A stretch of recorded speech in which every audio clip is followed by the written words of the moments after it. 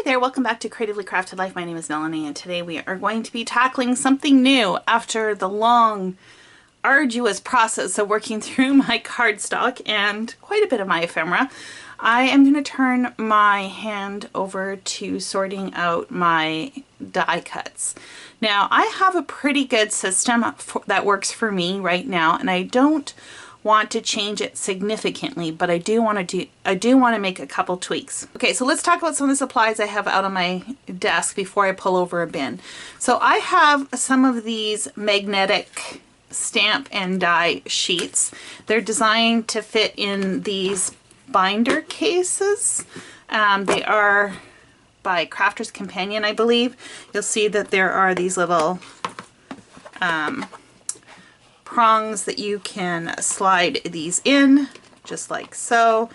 And I used these for a while, but I opted to do the current system that I have now because I found I needed way too many of these and it just wasn't economically feasible.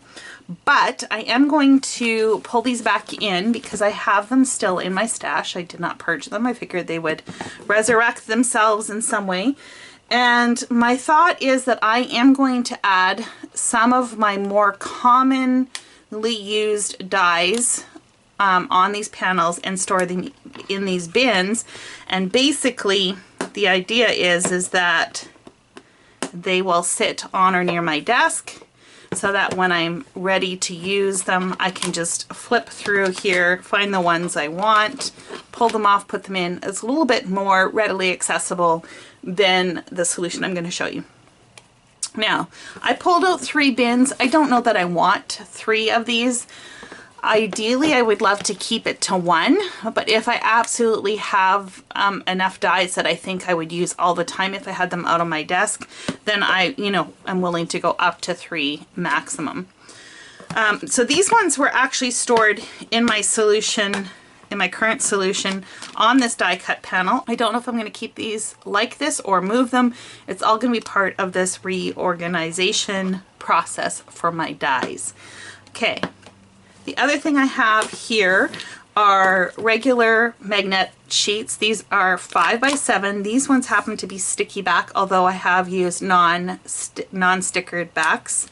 I have 5x7 cardstock cut, and I have envelope pockets. These are similar to like the Avery L. They're a little bit bigger than 5x7, but because I could get the cardstock relatively inexpensive, pre-cut and assembled from Amazon, that's what I'm using, and I don't mind having it be a little bit looser. It's easier to pull things in and out. That's what I got to work with.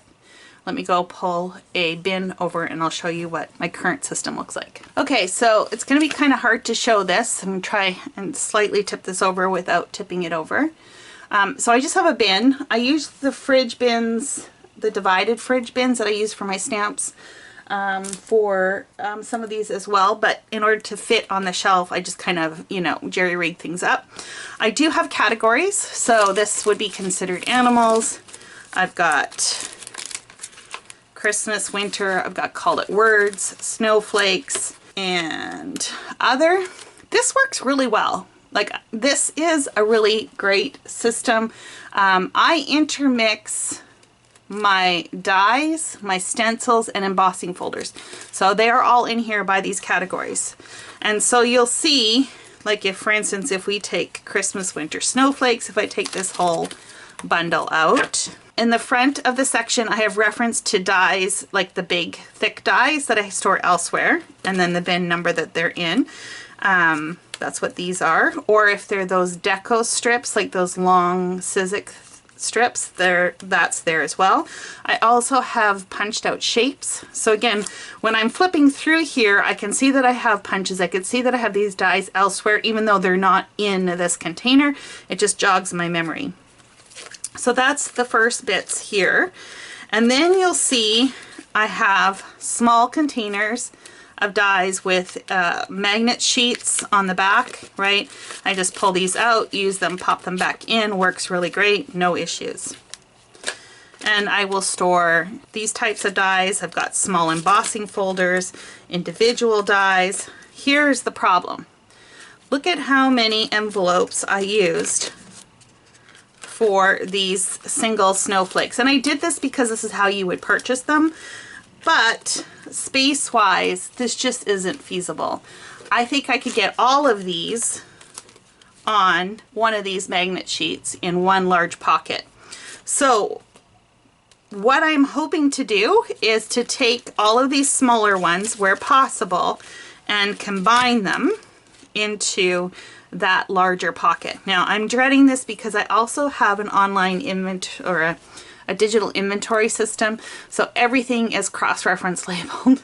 So you know what this means, right? That everything's going to be shifted around and that kind of thing, which is, it's going to be a big job.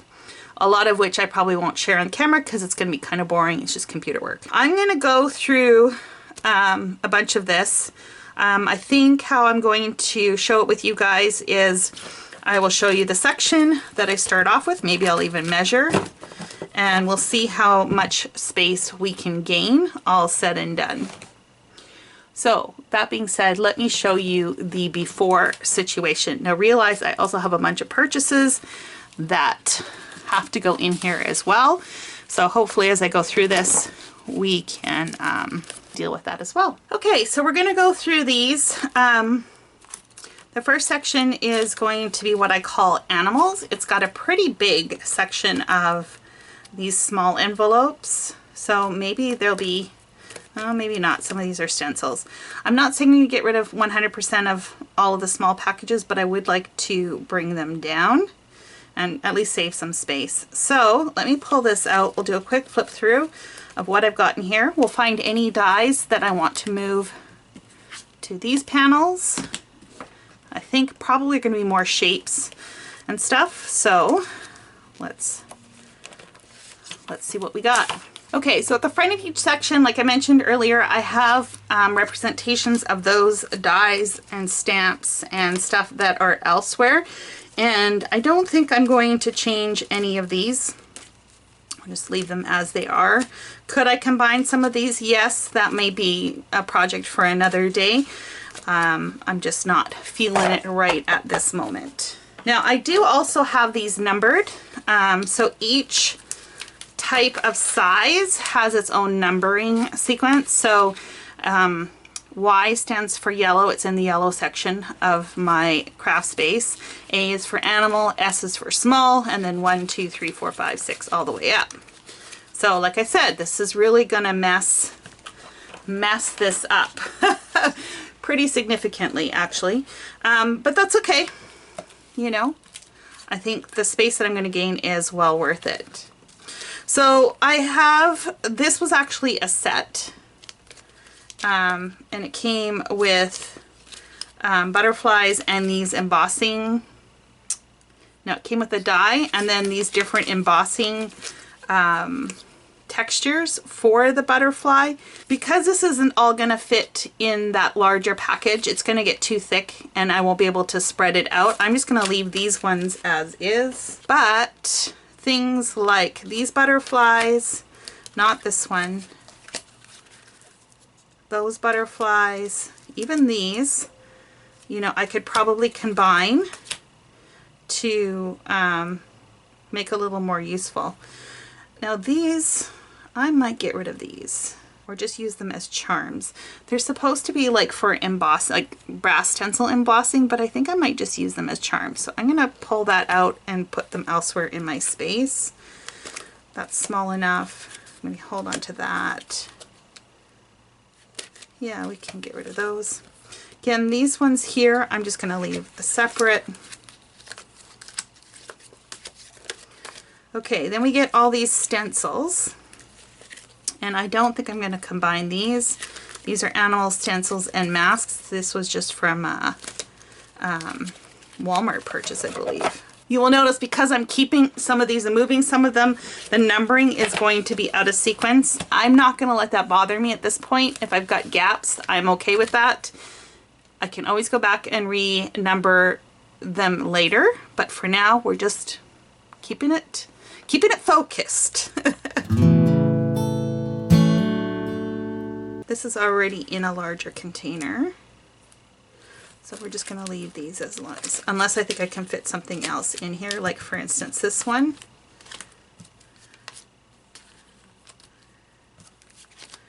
And I'm pulling these out. If they don't work, they don't work, and I just put them back the way they were, and we move on from there. Oh, I didn't measure how much space this all took. Let's do that before I get too much further.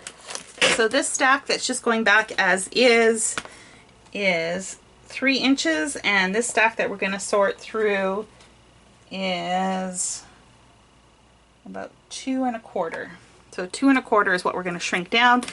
Now this, I had originally put this die in here, but I actually don't like this die, so I am going to purge that. It will go in my purge pile. We talked about this one already.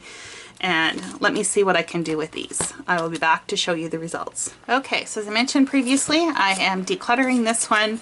This is going to go in with my charms. I'm just going to use them as an embellishment. And this is everything else. So I think it was 2 1/4 inches we said. And it is now sitting at about 3/4 of an inch. So I am super, super thrilled with this. This was just the first section. And as you all know, I've got many more to go. A couple things I wanted to point out. One, I left the Sizzix one as is. I did add some magnetic sheets to hold them flat, because of course if I can keep them flat in the container, they take up less bulk. I tried to combine like, so these are all birds. These are butterflies. These are these kind of build a character stitching ones, more butterflies, animals, like just shaped animals, more butterflies, and more of the stitching. So like I said, these will have to be inventoried, re-inventoried with the correct, you know, numberings and stuff like that. But in the meantime, I'm just going to stick these back in the bin. I'm going to have to go through these anyways, and at least then they will be contained. So super thrilled with that. I've already gained some space, not quite so tight, so good job on that. And stay tuned for next time as I deal with another section. Looks like we're gonna hit Christmas next. So thanks so much for hanging out with me. I hope this inspires you to look at the way that you're storing things, to see if perhaps there's a more efficient way or more effective way of utilizing your space. If you've got any tips and tricks on things that you've done, leave a comment below. I'd love to hear. Who knows, maybe I'll implement it in my space. And until next time, happy organizing.